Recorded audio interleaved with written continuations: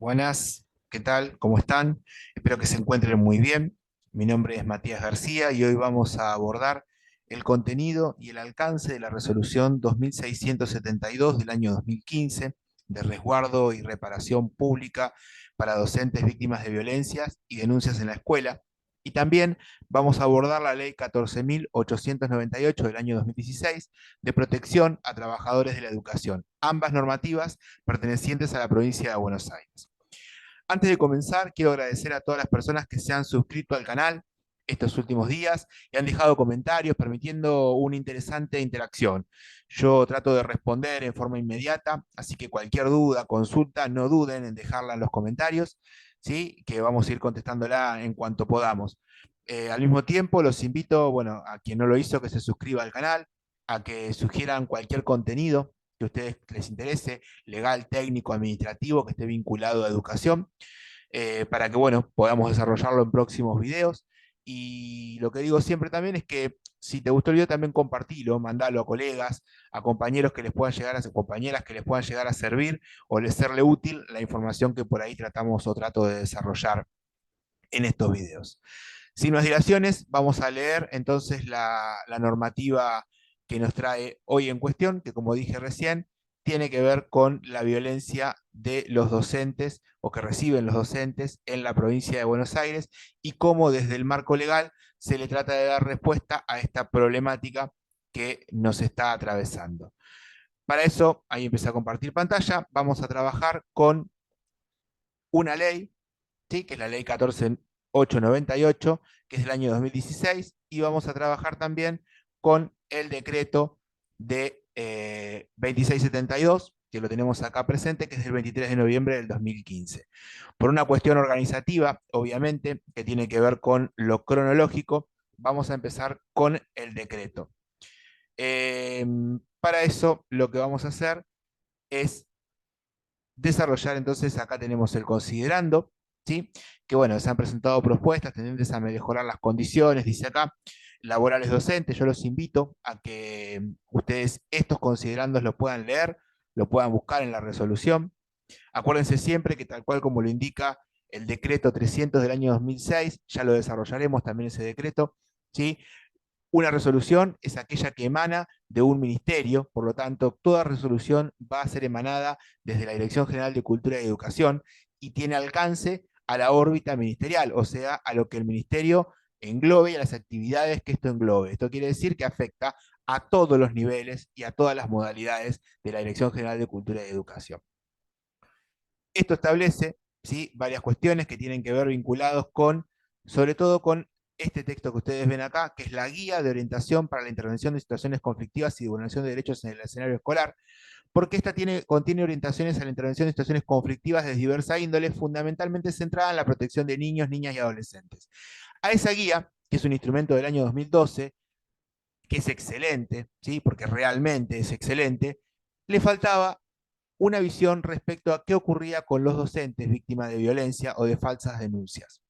Para esto mismo lo que tenemos, y vamos bajando mientras tenemos el considerando, que los invito nuevamente a que lo lean, la parte dispositiva, ¿sí?, que tenemos acá, que la Directora General de Cultura y Educación resuelve crear un cuerpo interdisciplinario en el ámbito de la Subsecretaría de Educación, integrado por un representante de la Delegación de Psicología Comunitaria y Psicología Social, un representante de la Dirección de Legal y Técnica, y un representante de la Auditoría General, que tendrán a cargo atender en forma inmediata y a requerimiento del subsecretario de Educación las consecuencias de situaciones derivadas de denuncias de delitos presuntamente cometidos contra alumnos o de hechos de violencia hacia docentes dentro del ámbito educativo.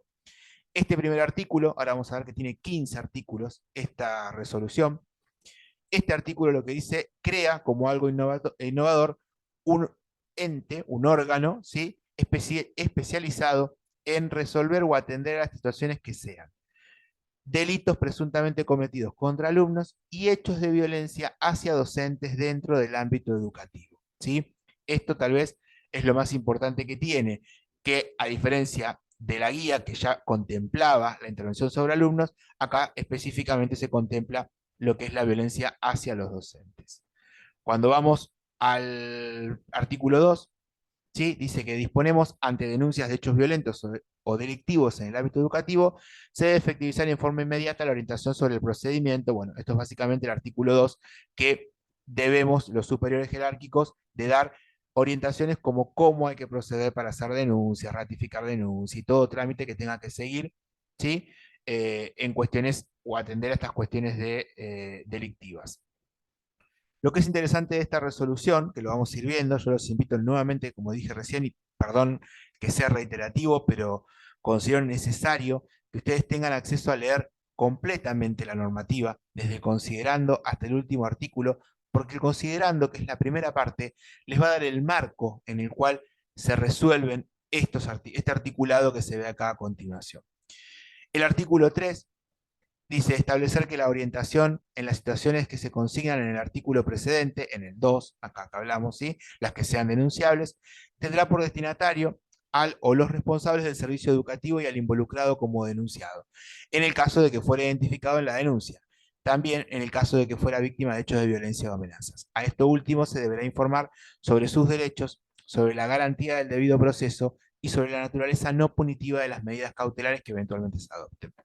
Tiene que ver con qué? Con que informar a aquellas personas que estén identificadas dentro de una presunta falta, tanto como víctima como victimario, ¿sí? O un posible responsable, como denunciado, ¿sí? Leérseles los derechos y explicarles que tienen un montón de garantías, ¿sí? Que emanan desde la Constitución Nacional. Luego tenemos el artículo 4, que determina toda información que requieran los medios de comunicación deberá ser institucional y sintética, debiendo ser remitida a la jefatura distrital o regional para su difusión. Este artículo es muy importante para todo el personal docente. No tenemos que brindar información a los medios de comunicación.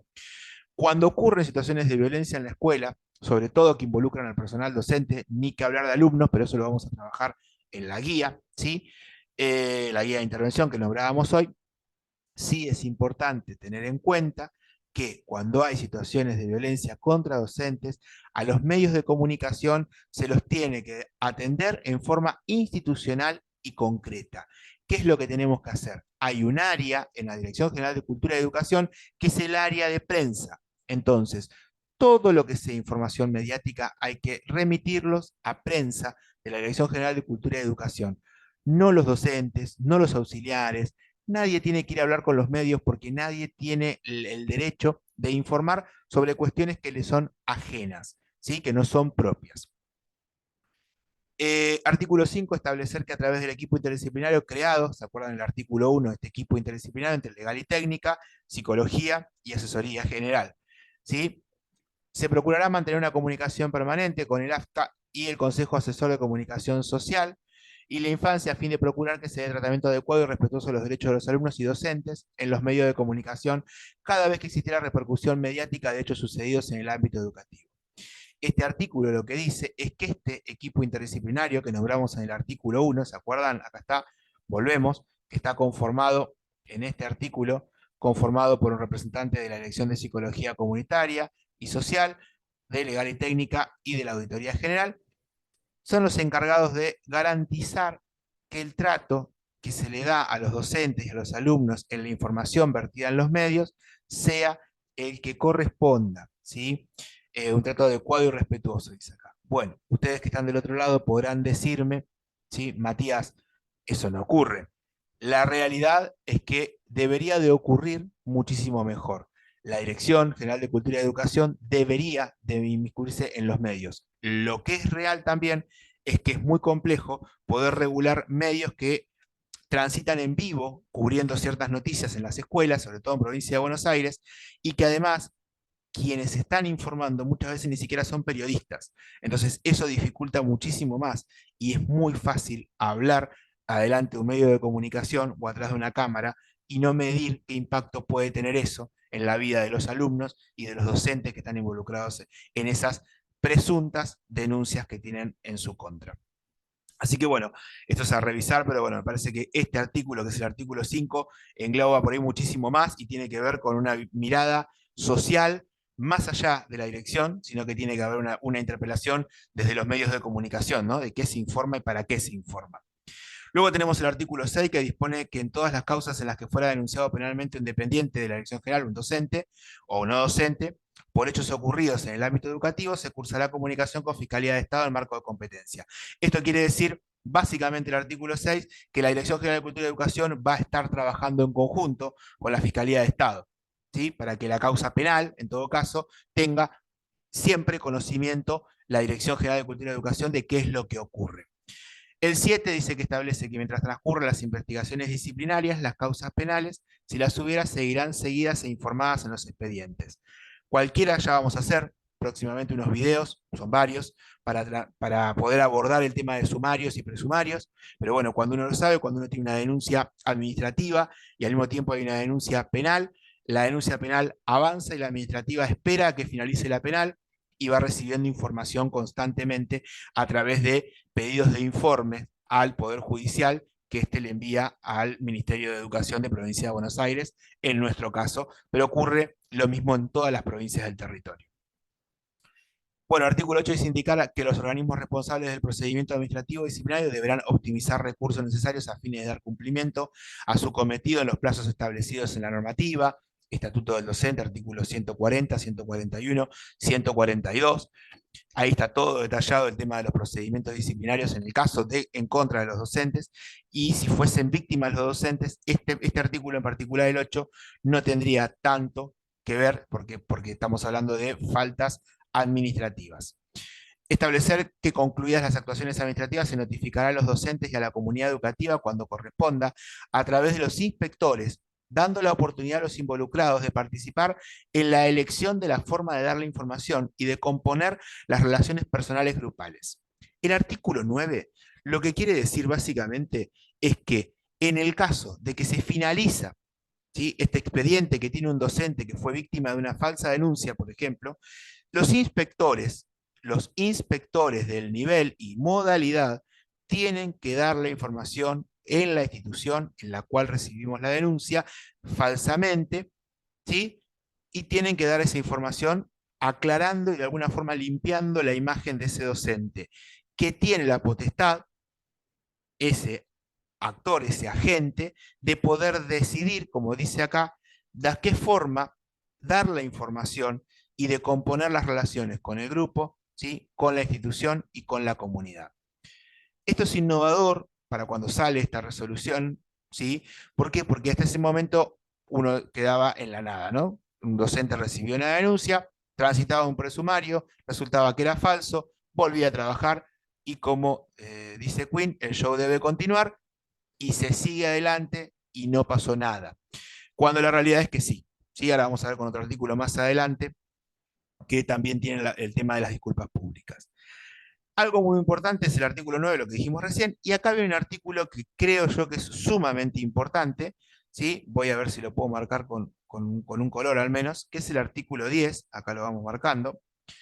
El artículo 10 establece que en toda situación en la que un docente resulte víctima de violencia en el ámbito educativo, que lo pueda afectar, y esto me quiero quedar que es importante, física o psicológicamente, se deberá realizar la denuncia respectiva a la ART en forma inmediata, bueno, a fines de que tome debida intervención. Paso en limpio el artículo 10. Docente, docente, ¿sí?, porque dice acá un docente, que resulte víctima de violencia en el ámbito educativo, que lo afecte físicamente, ¿sí? Un padre golpea a un docente o un alumno golpea a un docente, puede pasar también, o entre docentes que ocurra dentro de la institución, físicamente o psicológicamente. Un insulto es un daño psicológico, una amenaza es un daño psicológico. Entonces, pueden y deben iniciar una RT. ¿De quién es la obligación de iniciar la RT? Del docente, de quien es víctima de ese accidente de riesgo de trabajo, de esa RT. Quien recibe el daño. Ahora, es obligación y es potestad del equipo directivo de la escuela y de los superiores jerárquicos de este docente conocer la normativa y ofrecer la RT. ¿Sí? ¿Por qué? Porque si bien el docente es responsable de denunciar su accidente en la RT, los superiores jerárquicos tienen la obligación y el deber de informar los derechos que un agente tiene. Entonces, el artículo 10 es importantísimo conocer que tenemos la posibilidad de poder accionar sobre la RT, ¿sí? Como si fuese un accidente de trabajo. Y por último, el artículo 11, creo que es último, nos quedan algunos más. El artículo 11 dice dejar establecido que los docentes que hubieran sido imputados y resulten absueltos, o sea, fueron denunciados y absueltos, esto quiere decir víctimas de una falsa denuncia, podrán solicitar, si lo consideran pertinente, a la comunidad educativa y a las autoridades, forma de reconocimiento y reparación. ¿Sí? Creo que es claro esto.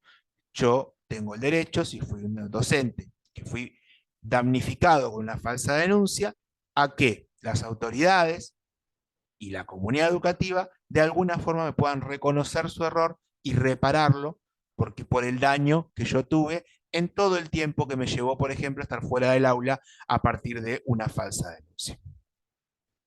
El artículo 12 habla de garantizar la difusión de cada establecimiento educativo en la provincia de la guía de intervención. ¿Se acuerdan lo que les comentaba hoy? La guía de intervención para situaciones conflictivas. Es parte del articulado de esta resolución. ¿Sí? Y bueno, los demás artículos los invito a que los lean, pero bueno, son del cierre, de los registros, ¿sí? La refrenda del vicepresidente del Consejo General y encomendar a la Dirección de Proyectos Especiales el diseño de una capacitación docente, bueno, que debería de ocurrir más seguido. Esta resolución, repito, resolución 2672 del año 2015, fue precursora porque le dio un marco, ¿sí? Un marco legal a todo lo que es el tema de la violencia vivida por los docentes. Falsas denuncias, violencia y un poquito de guía de intervención también. Los invito a, yo voy a dejar el link en el primer comentario para que ustedes puedan verlo. Y lo que vamos a hacer rápidamente ahora es analizar lo que es la ley 14.898, así nos hace muy extenso este video, ¿sí? Que esta ley básicamente lo que hace es modificar el código de faltas, ¿sí? Como lo ven acá, en su artículo 1, estableciendo o incorporando, mejor dicho, un nuevo artículo del código de faltas de la provincia de Buenos Aires, obviamente, que es el artículo 74 bis, que dice que será sancionado con arresto de 5 a 30 días o multa de entre 50 y 100% del haber mensual del oficial su ayudante del agrupamiento comando de la policía de la provincia de Buenos Aires, a la persona que, invocando vínculo con un alumno dentro del establecimiento educativo de gestión pública o privada al que éste concurre o en las inmediaciones del mismo, realice cualquiera de las siguientes acciones. Paro acá para explicar esta primera parte del artículo y luego vamos a los supuestos. Será sancionada la persona que, invocando vínculo con el alumno, ¿sí? Yo soy el padre, soy la madre, soy la tía, soy la prima, soy el abuelo, soy el amigo del papá, no importa, y invoca un vínculo con un alumno de la institución, ¿sí? Que puede ser de gestión pública o de gestión privada. Eso es indistinto. Y que, o dentro de la escuela, o fuera de la escuela, ¿sí? Realice cualquiera de las acciones que vamos a ver a continuación. ¿Por qué es importante aclarar adentro o afuera? Porque es muy común creer que tiene que ocurrir adentro de la escuela, que la persona tiene que ingresar a la escuela y agredir a un docente. Cuando la realidad es que eso no es así. ¿Por qué? Porque es muy común que, por ejemplo, los docentes sean abordados en la esquina de la escuela cuando están esperando para tomar el micro, o cuando están yendo a buscar el vehículo, el auto, la moto, lo que tengan estacionados a 1 o 2 cuadras de la escuela. Entonces, ese tipo de acciones, cuando son abordados por fuera de la institución, también se consideran dentro del artículo 74 bis de la ley 14.898. Este artículo, repito, está en el decreto ley 8.031 del año 73, ¿sí? Que está acá arriba. Estos supuestos que yo les decía recién, que realice una persona externa a la institución para con el personal de la educación, docente o no docente, ¿sí? Quedó claro acá arriba también lo decía, son hostigar, maltratar o menospreciar o perturbar emocionalmente o intelectualmente a un trabajador de la educación, sea docente o no, lo que les contaba recién. Hostigar, maltratar, menospreciar o perturbar emocionalmente. El inciso B, insultar a un trabajador de la educación, sea docente o no, o provoque escándalo. Acá hay dos partes. Insultar a un trabajador de la educación o provocar escándalo. ¿Qué es provocar escándalo? Provocar escándalo es lo que se conoce hoy popularmente con el término de escrache. ¿sí? Es esta cuestión de realizar en la puerta de la escuela un scratch, colocar fotos de los docentes, enunciarlo en los medios de comunicación. Ese escándalo también está penado en el artículo 74 bis, inciso B. Luego tenemos ejercer actos de violencia física contra un trabajador. Bueno, esto está claro, ¿no? Los golpes físicos. Arrojar contra un trabajador de la educación, sea docente o no, o contra un bien de utilidad educativa, elementos de cualquier naturaleza.